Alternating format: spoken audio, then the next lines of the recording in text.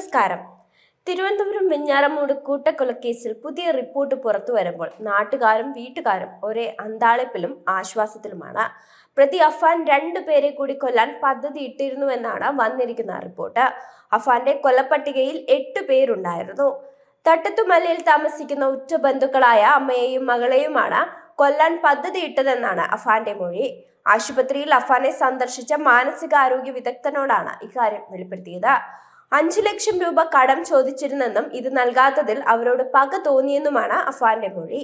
അച്ഛന്റെ ബന്ധുക്കളെയും അമ്മയെയും സഹോദരനെയും കാമുകിയെയുമാണ് അഫാൻ കൊന്നത്. ഇതിനപ്പുറം അമ്മയുടെ ബന്ധുക്കളെയും വകവരുത്താൻ അഫാൻ ആലോചിച്ചിരുന്നു. ഇതാണ് ഇപ്പോഴുള്ള മൊഴിയിൽ നിറയുന്ന വസ്തുത.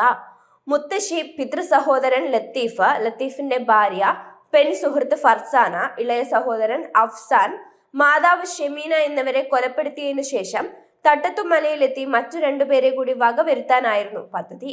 അനുജൻ അഫ്സാനെ കൊലപ്പെടുത്തിയതോടെ മനോവീര്യം ചോർന്ന് തളർന്നുപോയി. അതുകൊണ്ട് ആ 2 പേരെ കൊല്ലാനുള്ള പദ്ധതി ഉപേക്ഷിച്ചെന്നും അഫാൻ വെളിപ്പെടുത്തി. സാമ്പത്തിക പ്രതിസന്ധിയാണ് കൊലയ്ക്ക് കാരണമെന്ന് ആവർത്തിക്കുകയാണ് അഫാൻ ഇപ്പോഴും. ഇത് പോലീസ് മുഖവിലക്കെടുക്കുന്നുണ്ട്. ഇനി കസ്റ്റഡിയിൽ വാങ്ങി വിശദമായി ചോദ്യം ചെയ്യും. 8 പേരെയാണ് കൊല്ലാൻ അഫാൻ പദ്ധതി ഇട്ടിരുന്നതെന്നാണ് വ്യക്തമാകുന്നത്. സഹായിക്കാത്ത മാമനോടും പക തോന്നിയെന്നും അഫാൻ പറഞ്ഞു. ഇയാൾക്ക് ചെറിയ കുട്ടികൾ ഉള്ളതുകൊണ്ട് ഒഴിവാക്കുകയായിരുന്നുവെന്നും പ്രതി കൂട്ടിച്ചേർത്തു.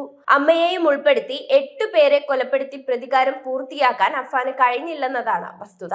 കുടുംബത്തിന് ഭീമമായ സാമ്പത്തിക ബാധ്യത ഉണ്ടായിരുന്നില്ല എന്നാണ് അഫാന്റെ പിതാവ് അബ്ദുൾ റഹീം ഇന്നലെ വെളിപ്പെടുത്തിയത്. എന്താണ് സംഭവിച്ചതെന്ന് തനിക്ക് അറിയില്ലെന്നും അബ്ദുൾ റഹീം പറയുന്നുണ്ട്. ഭാര്യ ഷെമിയുമായി സംസാരിച്ചു. ആരോഗ്യനിലയിൽ പുരോഗതിയുണ്ട്. എന്നാൽ എന്താണ് വീട്ടിൽ സംഭവിച്ചത് എന്ന കാര്യങ്ങൾ ഒന്നും സംസാരിച്ചിട്ടില്ലെന്നും അദ്ദേഹം വ്യക്തമാക്കി. തന്റെ ബാധ്യത തീർക്കാൻ നാട്ടിൽ നിന്ന് പണം അയച്ചു തന്നിട്ടില്ല. മകനുമായി സംസാരിക്കാറുണ്ടായിരുന്നു. സംഭവത്തിന് ഒരാഴ്ച മുമ്പും സംസാരിച്ചിരുന്നു. എന്താണ് സംഭവിച്ചതെന്ന് പോലീസ് അന്വേഷിച്ച് കണ്ടെത്തട്ടെ എന്നും അബ്ദുൾ റഹീം പ്രതികരിച്ചു. 65 ലക്ഷത്തോളം രൂപ കടമുണ്ടായിരുന്നെന്നാണ് അഫാൻ പോലീസിനോട് പറഞ്ഞത്. എന്നാൽ ഇത് തള്ളുകയാണ് അഫാന്റെ പിതാവ് അബ്ദുൾ റഹീം. ബാങ്ക് ലോണും മറ്റു കടങ്ങളും ഉൾപ്പെടെ 15 ലക്ഷത്തിന്റെ ബാധ്യത തനിക്കുണ്ടെന്ന് അബ്ദുൾ റഹീം പോലീസിന് നൽകിയ മൊഴിയിലുണ്ട്. എന്നാൽ ഇത് കുടുംബത്തെ അറിയിച്ചിരുന്നില്ല. അഫാനെ ആശുപത്രിയിൽ നിന്ന് ജയിലിലേക്ക് മാറ്റും. ആരോഗ്യം മെച്ചമായതോടെ ഡോക്ടർമാരുടെ നിർദ്ദേശപ്രകാരമാണ് ജയിലിലേക്ക് മാറ്റുന്നത്.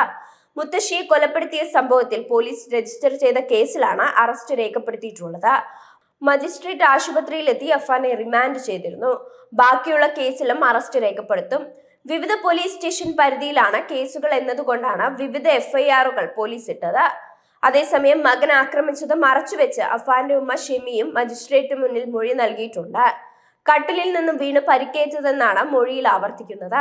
ആരോഗ്യനില വീണ്ടെടുക്കുന്ന ഷെമിയിൽ നിന്ന് ഉടൻ മൊഴിയെടുക്കാൻ സാധിക്കുമെന്നാണ് പോലീസിന്റെ പ്രതീക്ഷ.